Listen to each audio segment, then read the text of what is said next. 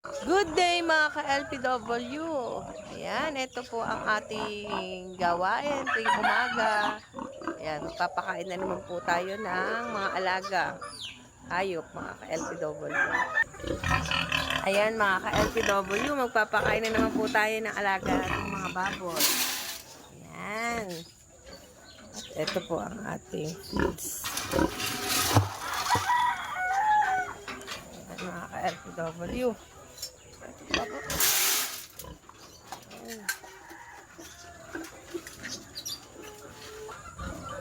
Ayan mga ka-LPW, ito po yung mga alaga natin mga ayan. At ito pa po ang